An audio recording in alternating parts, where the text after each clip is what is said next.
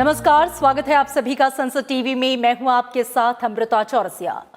Covid मरीजों की संख्या फिर से बढ़ रही है। संसद टीवी आपसे अपील करता है कि आप कोई भी कोताही ना बरतें, सुरक्षा के सभी उपायों का पालन करें और 45 वर्ष से अधिक आयु के सभी लोग बेहिचक टीका लगवाएं। सुरक्षित रहें और 3 आसान से उपायों का पालन करें। मास्क पहने, 2 गज की दूरी है जरूरी, सुरक्षित दूरी बनाए रखें, साथ ही अपने हाथों को बार बार धोएं।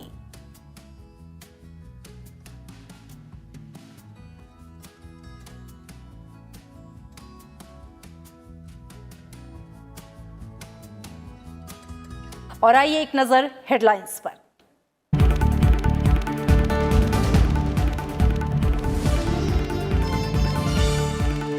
प्रधानमंत्री नरेंद्र मोदी ने की देश में चिकित्सकीय ऑक्सीजन की उपलब्धता की समीक्षा। मंत्रालयों और राज्य सरकारों के बीच बेहतर तालमेल पर दिया जोर। ऑक्सीजन संयंत्रों की क्षमता के मुताबिक उत्पादन बढ़ाने का सुझाव। टैंकरों की निर्बाध आवाजाही का निर्देश।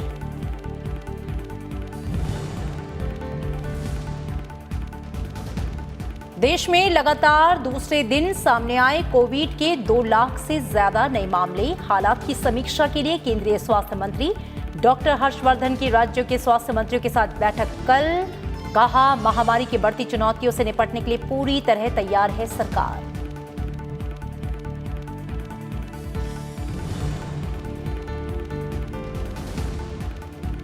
कोरोना के बढ़ते मामलों के बीच राजधानी दिल्ली में आज रात 10 बजे से 58 घंटे का वीकेंड कर्फ्यू। रविवार को पूरे उत्तर प्रदेश में लागू रहेगा पूर्ण लॉकडाउन। महाराष्ट्र, ओडिशा, पंजाब सहित कई राज्यों में बढ़ाई गई पाबंदियां।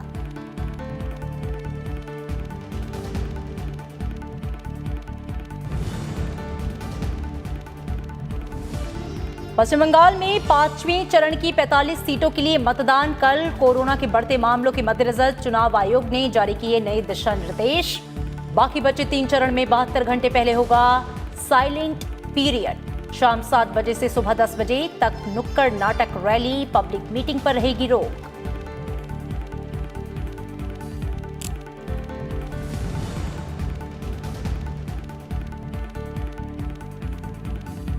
भगोड़े कारोबारी नीरव मोदी के भारत प्रत्यर्पण को ब्रिटेन के गृह मंत्रालय ने दी मंजूरी। पंजाब नेशनल बैंक में 14,000 करोड़ रुपए से अधिक की लोन धोखाधड़ी में है मुख्य आरोपी।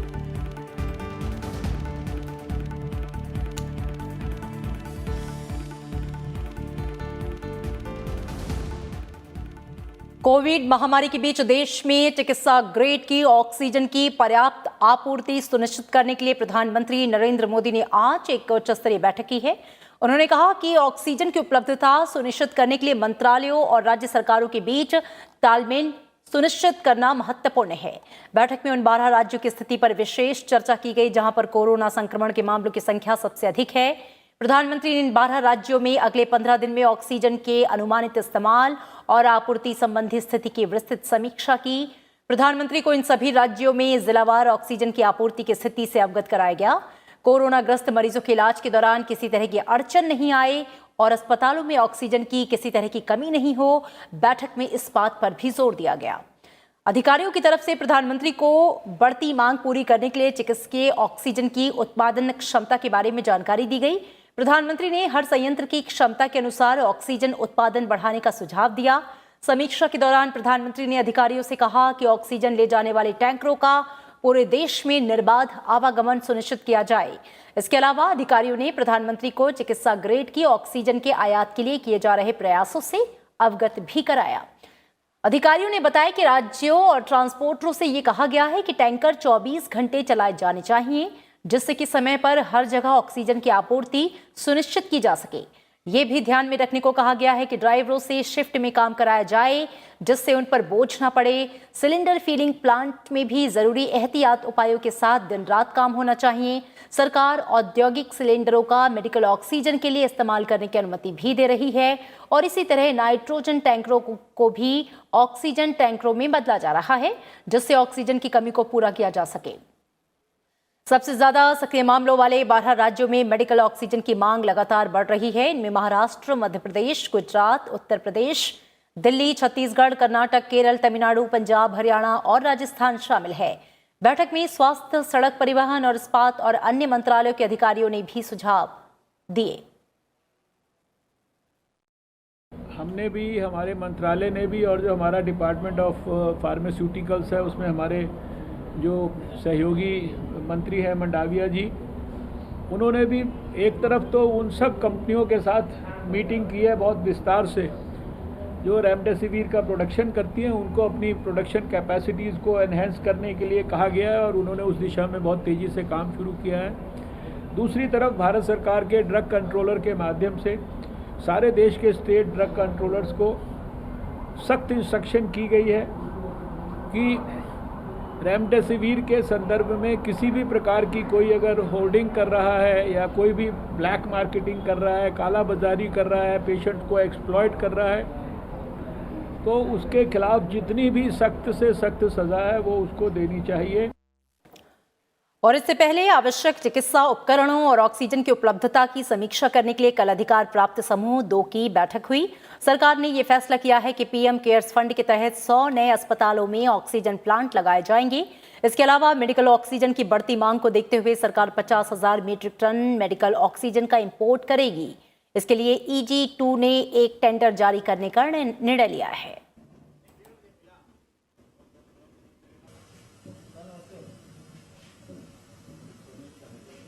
कोरोना संक्रमण के बढ़ते मामलों के मद्देनजर स्वास्थ्य मंत्रालय बेहद सक्रिय है और इससे निपटने के लिए लगातार कदम उठाए जा रहे हैं। हालात की समीक्षा के लिए केंद्रीय स्वास्थ्य मंत्री डॉक्टर हर्षवर्धन कल राज्यों के स्वास्थ्य मंत्रियों के साथ बैठक करेंगे। और इसी बीच केंद्रीय स्वास्थ्य मंत्री डॉक्टर हर्षवर्धन ने आज दिल्ली में एम्स का दौरा किया। उन्होंने संस्थान के निदेशक डॉक्टर रणदीप गुलेरिया के साथ स्वास्थ्य सुविधाओं का जायजा लिया और हालात की समीक्षा की। स्वास्थ्य मंत्री ने वहां के ट्रॉमा सेंटर का मुआयना किया। उन्होंने कहा कि कोरोना के संक्रमण की रफ्तार पहले से ज्यादा है, लेकिन 2021 में डॉक्टरों के पास भी इससे निपटने के लिए पहले से ज्यादा अनुभव है। इस समय हालात कठिन हैं, लेकिन किसी भी हालात में धैर्य खोने की जरूरत नहीं है। उन्होंने कहा कि कोरोना से लड़ाई के लिए बेहतर तैयारी है और व्यवस्था में और सुधार किया जा रहा है। किसी भी प्रकार की किसी चीज़ की कोई शॉर्टेज नहीं, अनुभव भी पर्याप्त हो गया है, सामान भी पर्याप्त है, टेस्टिंग की सुविधा भी पर्याप्त है। और अभी हॉस्पिटल के अंदर, यद्यपि पिछले साल में हॉस्पिटल में जो हमारी कोविड डेडिकेटेड हॉस्पिटल या हेल्थ फैसिलिटी या जिसको हम कोविड केयर सेंटर कहते थे, इसमें लगभग 19 लाख के करीब हम लोगों ने बेड्स जनरेट किए थे। ऑक्सीजन और ICU सपोर्टेड मिलाकर सब तरीके के 12-13 हज़ार क्वारंटाइन सेंटर्स देश भर में डेवलप्ड हैं और सब जगह ज़रूरत के हिसाब से सारी के सारे और फर्दर कहाँ स्ट्रेंथन करना है। कल हम सभी संबंधित जो स्थान जहाँ तकलीफ़ें हो रही हैं वहाँ के स्वास्थ्य मंत्रियों के साथ कल फिर बैठक ले रहे हैं only for further augmentation. I am sure कि जिस तरह से 2020 में हमने चैलेंज को ओवरकम किया और सफलता की एक लगभग स्टेज तक हम पहुंचे थे, ये चैलेंज भी हमारा जो है ओवरकम हो जाएगा। केंद्रीय स्वास्थ्य मंत्री डॉक्टर हर्षवर्धन ने ये बताया है कि एंटीवायरल ड्रग रेमडेसिविर की मांग को देखते हुए इसके उत्पादन और बढ़ाने के लिए कंपनियों के साथ बैठक की गई है। साथ ही रेमडेसिविर की कालाबाजारी को रोकने के लिए कदम उठाए जा रहे हैं। उन्होंने बताया है कि शनिवार को कई राज्य के स्वास्थ्य मंत्रियों के साथ वीडियो कॉन्फ्रेंसिंग के जरिए चर्चा की जाएगी और सोमवार को देश भर के एम्स में स्वास्थ्य सुविधाओं में बढ़ोतरी के लिए कॉन्फ्रेंस का आयोजन होगा। हमने भी, हमारे मंत्रालय ने भी, और जो हमारा डिपार्टमेंट ऑफ फार्मास्यूटिकल्स है उसमें हमारे जो सहयोगी मंत्री हैं मंडाविया जी, उन्होंने भी एक तरफ तो उन सब कंपनियों के साथ मीटिंग की है बहुत विस्तार से जो रेमडेसिविर का प्रोडक्शन करती हैं, उनको अपनी प्रोडक्शन कैपेसिटीज़ को एनहेंस करने के लिए कहा गया है और उन्होंने उस दिशा में बहुत तेज़ी से काम शुरू किया है। दूसरी तरफ भारत सरकार के ड्रग कंट्रोलर के माध्यम से सारे देश के स्टेट ड्रग कंट्रोलर्स को सख्त इंस्ट्रक्शन की गई है कि रेमडेसिविर के संदर्भ में किसी भी प्रकार की कोई अगर होर्डिंग कर रहा है या कोई भी ब्लैक मार्केटिंग कर रहा है, काला बाजारी कर रहा है, पेशेंट को एक्सप्लॉइट कर रहा है, तो उसके खिलाफ जितनी भी सख्त से सख्त सज़ा है वो उसको देनी चाहिए। देश भर में कोविड से बचाव के लिए 11 करोड़ 72 लाख से ज्यादा टीके की खुराक दी जा चुकी है। गुरुवार को 24 घंटे में 27 लाख से ज्यादा लोगों का टीकाकरण किया गया। टीकाकरण के 90 दिन 39,280 सत्रों में 21,70,000 से ज्यादा पहली डोज, जबकि 5,60,000 से ज्यादा लोगों को वैक्सीन की दूसरी डोज दी गई। अब तक 90,82,999 स्वास्थ्य कर्मियों को कोरोना की पहली खुराक और 56,34,634 स्वास्थ्य कर्मियों को दूसरी खुराक लगाई जा चुकी है। वहीं फ्रंटलाइन कर्मियों की बात करें तो अब तक 1 करोड़ 2 लाख से ज्यादा कर्मियों को पहली डोज और 51,52,000 से ज्यादा कर्मियों को दूसरी डोज दी जा चुकी है। 60 साल से ज्यादा उम्र वाले नागरिकों को अब तक 4 करोड़ 42 लाख से ज्यादा कोरोना की पहली खुराक दी जा चुकी है, जबकि 30,97,000 से ज्यादा लोगों को वैक्सीन की दूसरी खुराक दी जा चुकी है।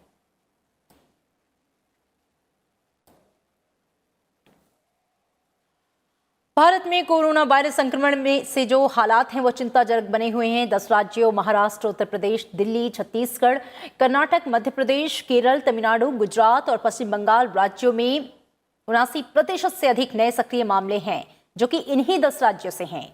पिछले 24 घंटों की बात करें तो 2,17,353 नए मामले सामने आए हैं। इस दौरान संक्रमण के कारण और 1,185 लोगों की मौत हुई है। वहीं बीते 24 घंटों के दौरान 1,18,000 से ज्यादा मरीज स्वस्थ हुए। देश में इस समय सक्रिय मामले 15,69,000 से अधिक हैं। राज्यों की बात करें, 5 राज्य महाराष्ट्र, उत्तर प्रदेश, दिल्ली, छत्तीसगढ़, कर्नाटक और महाराष्ट्र में हालात बेहद नाजुक बने हुए हैं। अकेले महाराष्ट्र में 61,652 एक्टिव केस सामने आए। उसके बाद उत्तर प्रदेश में 22,339, दिल्ली में 16,699, छत्तीसगढ़ में 15,256 और कर्नाटक में 14,738 नए सक्रिय मामले आए हैं।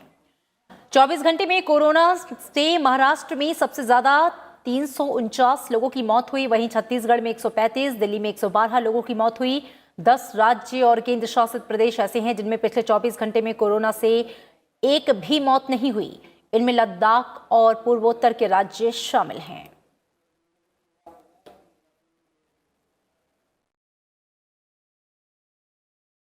देश में कोरोना के बढ़ते संक्रमण को रोकने के लिए कई राज्यों ने महत्वपूर्ण कदम उठाए हैं। दिल्ली सरकार ने आज से वीकेंड कर्फ्यू लगाने का फैसला किया है, तो उत्तर प्रदेश ने 10 जिलों में नाइट कर्फ्यू का समय बढ़ाकर रात 8 से सुबह 7 बजे तक कर दिया है। महाराष्ट्र में पहले से ही 15 दिनों की पाबंदियां चल रही हैं। दिल्ली में आज रात 10 बजे से सोमवार सुबह 5 बजे तक वीकेंड कर्फ्यू लागू रहेगा। हालांकि जरूरी सेवाओं को इसमें छूट दी गई है। भारत सरकार, दिल्ली सरकार, न्यायिक सेवा से जुड़े अधिकारी, कर्मचारियों को आने जाने की छूट होगी। स्वास्थ्य, अग्निशमन, पुलिस, परिवहन विभाग, बिजली, पानी, सफाई, गैस आपूर्ति से जुड़े लोग वीकेंड कर्फ्यू में उन्हें फिलहाल अलग रखा गया है। इलेक्ट्रॉनिक और प्रिंट मीडिया से जुड़े कर्मचारी को भी वीकेंड कर्फ्यू से रियायत होगी। गर्भवती महिलाओं, मरीजों को कर्फ्यू में छूट होगी। एयरपोर्ट, रेलवे स्टेशन, बस अड्डे से आने जाने वालों के लिए टिकट ही पास माना जाएगा। कोरोना वायरस संक्रमण के बढ़ते मामलों के मद्देनजर उत्तर प्रदेश में रविवार को लॉकडाउन की घोषणा की गई। जरूरी सेवाओं को छोड़कर सभी बाजार बंद रहेंगे। उत्तर प्रदेश ने 2000 से अधिक सक्रिय केस वाले 10 जिलों में नाइट कर्फ्यू का समय बढ़ाकर रात 8 से लेकर सुबह 7 बजे तक कर दिया है। पंजाब सरकार ने राज्य भर में 30 अप्रैल तक रात 9 बजे से सुबह 5 बजे तक कर्फ्यू लगा दिया है और राजनीतिक सभाओं पर प्रतिबंध लगा दिया है। राजस्थान में सप्ताहांत कर्फ्यू आज शाम 6 बजे से शुरू होगा और रविवार सुबह 5 बजे तक जारी रहेगा। सभी शैक्षणिक और कोचिंग संस्थान और पुस्तकालय भी 16 से 30 अप्रैल तक बंद रहेंगे। कर्नाटक में बंगलुरु, मैसूरू, मंगलुरु, कलबुर्गी, बीदर, तुमकुरू और उडुपी, मणिपाल में 20 अप्रैल तक रात 10 बजे से सुबह 5 बजे तक रात का कर्फ्यू लगाया गया है। बंगलुरु में swimming pool, gym, party hall अस्थायी तौर पर बंद रखे गए हैं। उड़ीसा सरकार ने छत्तीसगढ़ की सीमा से लगे 10 जिलों में 6 बजे से सुबह 5 बजे तक रात का कर्फ्यू लगाने का ऐलान किया है। कई जिलों के शहरी क्षेत्रों में रात के कर्फ्यू के अलावा सप्ताहांत का बंद रखा जाएगा। इसके अलावा हरियाणा, उत्तराखंड, मध्य प्रदेश समेत कई राज्यों में कोरोना के बढ़ते केस को देखते हुए अलग अलग स्तर की पाबंदियां लागू की गई हैं।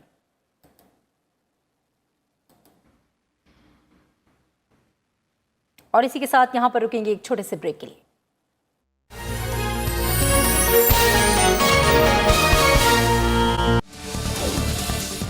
देखिए देश देशांतर रात 8:30 पर सिर्फ राज्यसभा टेलीविजन पर।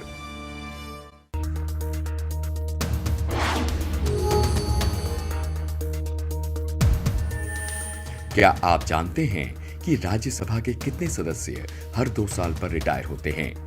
आपके विकल्प हैं ए 1/3 सदस्य, बी 2/3 सदस्य, सी सदस्यों का 5वां भाग और डी सदस्यों का 8वां भाग।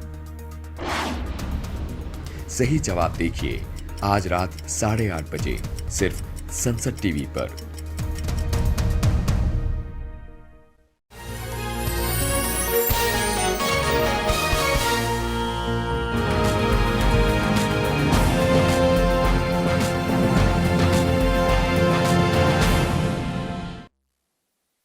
ब्रेक के बाद स्वागत है आप सभी का। कोविड के बढ़ते मामलों के मद्देनजर पश्चिम बंगाल विधानसभा चुनाव के लिए निर्वाचन आयोग ने एक बड़ा फैसला लिया है। आयोग ने चुनाव प्रचार को लेकर नए नियम जारी किए हैं। इसके मुताबिक पश्चिम बंगाल में विधानसभा चुनाव के बाकी बचे 3 चरणों के लिए यानी कि 6 से 8 चरण के चुनाव के लिए साइलेंट पीरियड अब 72 घंटे का होगा। यानी कि राजनीतिक दलों को छठे, 7वें और 8वें चरण की वोटिंग से 72 घंटे पहले प्रचार अभियान खत्म करना होगा। चुनाव आयोग ने जनसभाओं के आयोजकों के लिए भी निर्देश जारी किया है। आयोग ने कहा है कि चुनावी रैलियों में शामिल होने वाले हर एक व्यक्ति को मास्क और सैनिटाइजर दिया जाए और ये जिम्मेदारी आयोजकों की होगी। राजनीतिक दलों को स्टार कैंपेनर अपने समर्थकों को मास्क पहनने, सैनिटाइजर का इस्तेमाल करने और सुरक्षित दूरी बनाए रखने के लिए कहेंगे। इसके अलावा शाम 7 बजे से सुबह 10 बजे के बीच किसी भी तरह के नुक्कड़ नाटक, रैली, पब्लिक मीटिंग की इजाजत नहीं होगी। चुनाव आयोग के निर्देश तत्काल प्रभाव से लागू हो गए हैं। पश्चिम बंगाल में विधानसभा चुनाव के 5वें चरण के लिए कल मतदान होगा। कड़ी सुरक्षा के बीच कल सुबह 7 बजे से वोटिंग शुरू होगी। 5वें चरण में पश्चिम बंगाल के 6 जिलों की 45 विधानसभा सीटों के लिए चुनाव होगा। इनमें उत्तरी परगना पार्ट 1, दार्जिलिंग, कलिम्पोंग, पूर्वी बर्धमान पार्ट 1 और जलपाईगुड़ी शामिल है। 5वें चरण के चुनाव में 319 उम्मीदवार अपनी किस्मत आजमा रहे हैं। इनमें 39 महिला प्रत्याशी शामिल हैं। मतदान में 1 करोड़ 12 लाख से अधिक मतदाता अपने मताधिकार का इस्तेमाल कर सकेंगे। वोटिंग के लिए 15,780 से ज्यादा पोलिंग बूथ बनाए गए हैं। राज्य में स्वतंत्र, निष्पक्ष और शांतिपूर्ण मतदान सुनिश्चित करने के लिए चुनाव आयोग ने व्यापक सुरक्षा का बंदोबस्त किया है और केंद्रीय और राज्य बलों को इसके लिए तैनात किया गया है, जिसमें केंद्रीय बलों की 853 कंपनियां तैनात की गई हैं। इस चरण में पिछले चरण के मुकाबले अधिक सुरक्षा बलों को तैनात किया गया है। इससे पहले चौथे चरण में 44 सीटों के लिए मतदान के लिए 789 कंपनियों को तैनात किया गया है। और पश्चिम बंगाल में बाकी बचे 3 चरणों के लिए सभी दलों के जो नेता हैं वो ताबड़तोड़ चुनावी रैलियां कर रहे हैं। आज केंद्रीय गृह मंत्री अमित शाह, बीजेपी अध्यक्ष जेपी नड्डा और इसी के साथ टीएमसी प्रमुख ममता बनर्जी समेत कई नेताओं के चुनावी कार्यक्रम हैं। केंद्रीय गृह मंत्री अमित शाह ने कई चुनावी रैलियां और रोड शो में वो शामिल हुए, मतदाताओं को अपने पक्ष में करने में जुटे रहे। खरदा और तहता विधानसभा में रैली को संबोधित करते हुए अमित शाह ने बंगाल की मुख्यमंत्री ममता बनर्जी पर जमकर निशाना साधा, साथ ही कई बड़े ऐलान किए। उन्होंने कहा कि बीजेपी मतुआ, नाम शूद्र और ऐसे समुदायों को नागरिकता देगी। नागरिकता पाने वाले शरणार्थियों के लिए मुख्यमंत्री की अध्यक्षता में 100 करोड़ का फंड बनाया जाएगा। अमित शाह ने कहा कि मतुआ और नाम शूद्र परिवार यहां 50-70 सालों से रह रहे हैं। 3 पीढ़ियों से लेकर ममता बनर्जी कहती हैं कि उन्हें नागरिकता नहीं मिलेगी। साथ ही उन्होंने घुसपैठियों का मुद्दा उठाया। उन्होंने कहा कि अवैध आवर्जकों को छोड़िए, सीमा पार से एक परिंदे को भी बंगाल की सीमा में प्रवेश की इजाजत नहीं होगी। ना तो टीएमसी, ना वाम दल और ना ही कांग्रेस, सिर्फ बीजेपी ही घुसपैठ रोक सकती है। केंद्रीय गृह मंत्री अमित शाह ने कांग्रेस के पूर्व अध्यक्ष राहुल गांधी के डीएनए वाले बयान पर जमकर निशाना साधा। राहुल गांधी पर तंज कसते हुए उन्होंने कहा कि बंगाल में एक पर्यटक नेताएं हैं जो कि हमारे डीएनए पर सवाल उठा रहे हैं। बीजेपी का डीएनए विकास, राष्ट्रवाद और आत्मनिर्भर भारत है। 2 मई को आप भाजपा की सरकार बना दो, ये सारे हमारे भाइयों को नागरिकता भी देंगे, सम्मान भी देंगे और गले से भी लगाकर उनको अच्छे से जिम्मेदार।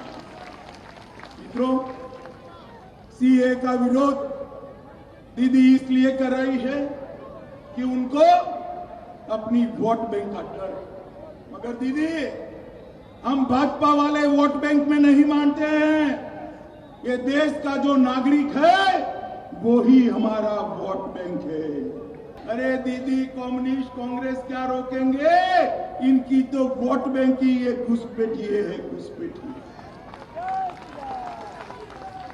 मैं आपको बताता हूं, 2 तारीख को कमल फूल की भारतीय जनता पार्टी की सरकार बना दो। इंसान तो क्या, बॉर्डर के उस ओर से परिंदा भी पैर नहीं मार पाएगा, परिंदा भी। और इसके अलावा अमित शाह ने कृष्णनगर और बैरकपुर विधानसभा सीट पर रोड शो किया। कृष्णनगर में उन्होंने सदर अस्पताल से शुरू होकर नगरपालिका कृष्णनगर तक रोड शो किया, जिसमें हजारों की संख्या में लोग शामिल हुए। इसके बाद से उन्होंने बैरकपुर में मस्जिद मोड़ बारासात रोड से शुरू होकर अमला सिनेमा में समाप्त हुआ। रोड शो के दौरान सड़क के दोनों ओर लोग उनके स्वागत के लिए मौजूद थे। अमित शाह ने वहां मौजूद लोगों को संबोधित किया। बीजेपी के राष्ट्रीय अध्यक्ष जेपी नड्डा ने भी दमदम उत्तर गलसी विधानसभा में रोड शो किया, जिसमें हजारों की संख्या में समर्थक जो हैं वो शामिल हुए। केतुग्राम के पचांडी प्लेग्राउंड में रैली को संबोधित करते हुए उन्होंने केंद्र सरकार की उपलब्धियां गिनाई। उन्होंने कहा कि पश्चिम बंगाल में बीजेपी की सरकार बनने पर केंद्र की योजनाओं का सीधा फायदा राज्य के लोगों को मिलेगा। वहीं बीजेपी अध्यक्ष ने ममता सरकार को आड़े हाथ लिया। जेपी नड्डा ने चुनावी सभा को संबोधित करते हुए कहा कि ममता बनर्जी मां, माटी और मानुष की बात करती थीं, लेकिन 10 साल में हमने ये देखा है कि ना मां की चिंता हुई, ना माटी की रक्षा हुई और ना ही मानुष की रक्षा हुई। असल परिवर्तन की ओर जाने का रास्ता चुनना है और वो परिवर्तन ही बंगाल को विकास की ओर ले जाएगा। इसको हमको ध्यान में रखना चाहिए। मित्रों, हमने सुना था कि ममता जी मां, माटी, मानुष इसकी बात करती है, लेकिन 10 साल में हमने देखा न मां की चिंता हुई, न माटी की रक्षा हुई और न ही मानुष की रक्षा हुई। तृणमूल प्रमुख और पश्चिम बंगाल की ममता बनर्जी ने भी आज 4 जनसभाएं की हैं। उन्होंने नदिया में 2 और नॉर्थ 24 परगना जिले में जगद्दल नुआपारा में जनसभा की। नदिया की रैली में उन्होंने कहा कि चुनाव आयोग से आग्रह करूंगी कि कोविड-19 के प्रसार पर रोक लगाने के लिए वो बीजेपी के प्रचार की खातिर बाहर से लोगों को लाने पर रोक लगाए। अपनी चोट का जिक्र करते हुए मुख्यमंत्री ने कहा कि बीजेपी उन्हें प्रचार करने से रोकना चाहती थी, लेकिन उन्होंने इस चुनौती को गलत साबित किया। साथ ही ममता ने राष्ट्रीय नागरिकता रजिस्टर का मुद्दा भी उठाया। 10 राज्यों की 13 विधानसभा और 2 लोकसभा सीटों पर कल उपचुनाव होगा। आंध्र प्रदेश की तिरुपति और कर्नाटक की बेलगाम लोकसभा सीट के लिए भी कल वोट डाले जाएंगे। चुनाव आयोग ने इस सभी सीटों के लिए शांतिपूर्ण और सुचारू मतदान के लिए तैयारियां पूरी कर ली हैं। राजस्थान विधानसभा की 3, कर्नाटक में 2, गुजरात, झारखंड, मध्य प्रदेश, महाराष्ट्र, मिजोरम, ओडिशा, तेलंगाना और उत्तराखंड की 1-1 विधानसभा सीट के लिए शनिवार को उपचुनाव होगा। विधानसभा की 13 सीटों के लिए कुल 161 उम्मीदवार चुनाव मैदान में हैं। नागालैंड में नोकसेन विधानसभा सीट के लिए एच चुबा चांग निर्विरोध चुन लिए गए हैं।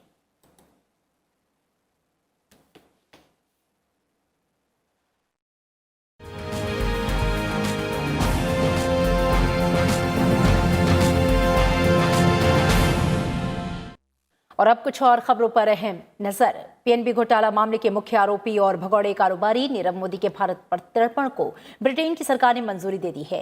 सीबीआई के एक अधिकारी के मुताबिक ब्रिटेन की होम मिनिस्टर प्रीति पटेल ने नीरव मोदी को भारत प्रत्यर्पित किए जाने के फैसले पर आज हस्ताक्षर किए। इससे पहले 25 फरवरी को लंदन की अदालत ने मामले की सुनवाई करते हुए नीरव मोदी के भारत प्रत्यर्पण पर सहमति जताई थी और उसकी सभी दलीलों को खारिज करते हुए कहा था कि उसका भारत की जेल में ख्याल रखा जाएगा। नीरव मोदी और उसके मामा मेहुल चोकसी के खिलाफ पंजाब नेशनल बैंक में 14,000 करोड़ रुपए से अधिक के लोन धोखाधड़ी का आरोप है। पीएनबी बैंक के साथ ये धोखाधड़ी गारंटी पत्र के जरिए की गई। नीरव मोदी के बैंक घोटाले के अलावा मनी लॉन्ड्रिंग के तहत भी मामले दर्ज किए गए हैं, जिनकी जांच सीबीआई और प्रवर्तन निदेशालय कर रहे हैं। भारत से फरार होने के बाद ही सरकार ने नीरव मोदी को प्रत्यर्पित करने की प्रक्रिया शुरू कर दी थी। और विदेश मंत्री एस जयशंकर ने यह कहा है कि अफगानिस्तान से अमेरिकी फौज की वापसी के साथ विदेशी लड़ाकों की भी वापसी होनी चाहिए। वे आज विदेश मंत्रालय और ऑब्जर्वर्स रिसर्च फाउंडेशन के संयुक्त पहल पर आयोजित रायसीना डायलॉग में junction Kabul road to peace पर आयोजित कार्यक्रम में चर्चा में हिस्सा ले रहे थे। विदेश मंत्री ने पाकिस्तान की ओर इशारा करते हुए कहा कि अफगानिस्तान में इसके पड़ोसी काफी नकारात्मक भूमिका निभाई है और अब समय आ गया है कि अफगानिस्तानियों को उनके हिसाब से अपना भविष्य तय करने का मौका मिले। The principles are laid out there. We all know what it is. The issue is how do you get everybody to work together on what they say they believe in without getting, going a different way because of calculations and short-term interests and pressures from other parties that they may feel. I think in a way what all of us see in President Biden's announcement is, a big step which is going to take Afghanistan in a certain direction, and it's important that we all work together to ensure that the direction is right and the outcomes are good for Afghanistan. और इस चर्चा में Iran के विदेश मंत्री जावेद जरीफ और अफगानिस्तान के राष्ट्रीय सुरक्षा सलाहकार हमदुल्लाह मोहिब ने भी हिस्सा लिया। ईरान के विदेश मंत्री जावेद जरीफ ने विदेश मंत्री एस जयशंकर की बातों का समर्थन करते हुए कहा कि अफगानिस्तान का भविष्य अफगानियों द्वारा लोकतांत्रिक तरीके से तय करने का अवसर दिया जाना चाहिए। उन्होंने कहा कि अमेरिकी फौज की वापसी के बाद तालिबान से भी वार्ता का रास्ता खोला जाना चाहिए और उन्हें भी सभी संबंधित लोगों के साथ समझौते में शामिल करना चाहिए। ईरानी विदेश मंत्री ने शांति वार्ता के लिए ईरान के लिए अंदर जगह प्रदान करने की पेशकश की। उन्होंने कहा कि अफगानिस्तान में प्रचुर मात्रा में खनिज संपदा है और उसे इसका उपयोग करने का अवसर मिलना चाहिए। I think democratic forces inside Afghanistan need to think about how to bring themselves together in order to present a unified plan for the future of Afghanistan, because we know what the plan of the Taliban is. They have every right to their own plan. I'm not denying the fact that they have a right to their plan, but it is not going to be the consensus plan for the future of Afghanistan. An emirate is not something that Afghanistan can be rebuilt upon. It is important for everybody on all sides to stress on certain principles. और उधर अफगानिस्तान के राष्ट्रीय सुरक्षा सलाहकार हमदुल्लाह मोहिब ने भी विदेश मंत्री जयशंकर के फॉर्मूले का समर्थन करते हुए कहा है कि अफगानिस्तान में सिर्फ तालिबान से नहीं बल्कि वहां सक्रिय सभी समूहों के साथ समझौता होना चाहिए। अफगानिस्तान के राष्ट्रीय सुरक्षा सलाहकार ने यह भी कहा कि तालिबान को पुरानी बातों से सबक लेते हुए ये समझ लेना चाहिए कि बल के प्रयोग से अफगानिस्तान पर शासन नहीं किया जा सकता। पाकिस्तान को भी उन्होंने कहा कि वे भी बल प्रयोग से अफगानिस्तान पर कब्जा करने की बात को भूल जाएं। सिर्फ लोकतंत्र ही अफगानिस्तान के सभी तबकों के साथ न्याय कर सकता है। What level and what kind of support would be provided to the ANDSF? How will this transition take place? And what will the relationship look like beyond that with these and also with the region? This is a time where we work closely with our regional partners to ensure that the transition happens smoothly, and also to ensure that we all work together for a peaceful and stable Afghanistan in which the rights of all Afghans are protected, and that we maintain our sovereignty. भारतीय किसानों और देश की अर्थव्यवस्था के लिए एक अच्छी खबर है। साल भी मानसून से होने वाली बारिश सामान्य रहेगी। मौसम विभाग की तरफ से जारी अनुमान के मुताबिक इस साल दक्षिण पश्चिम मानसून से होने वाली बारिश अपनी लंबी अवधि के औसत का 98% रहेगी। मौसम विभाग की तरफ से जारी चित्र के मुताबिक जून से सितंबर के दौरान केरल, कर्नाटक, महाराष्ट्र, मध्य प्रदेश, तेलंगाना, गुजरात के तटवर्ती इलाकों, राजस्थान के पूर्वी इलाकों, पश्चिम उत्तर प्रदेश, पंजाब, हिमाचल प्रदेश, उत्तराखंड, अरुणाचल प्रदेश में सामान्य से अधिक बारिश हो सकती है, जबकि तमिलनाडु के अधिकतर इलाकों, मध्य गुजरात, पश्चिम उत्तर प्रदेश के कुछ इलाकों, आंध्र प्रदेश, मध्य महाराष्ट्र के कुछ इलाकों में सामान्य बारिश की संभावना है। हालांकि लद्दाख, हरियाणा, पूर्वी उत्तर प्रदेश, बिहार, उत्तरी छत्तीसगढ़, झारखंड, ओडिशा के अधिकतर इलाकों में सामान्य से कम बारिश होने की संभावना है। और इसी के साथ फिलहाल बुलेटिन में इतना ही, लेकिन चलते चलते एक बार फिर आपसे कोविड अपील। कोविड मरीजों की संख्या लगातार बढ़ रही है। संसद टीवी आपसे ये अपील करता है कि आप कोई भी कोताही ना बरतें, सुरक्षा के सभी उपायों का पालन करें और 45 वर्ष से अधिक आयु के सभी लोग बेहिचक टीका लगवाएं। सुरक्षित रहें और 3 आसान उपायों का पालन करें। मास्क पहनें, 2 गज की दूरी है जरूरी, सुरक्षित दूरी बनाए रखें, अपने हाथों को बार-बार धोएं। नमस्कार।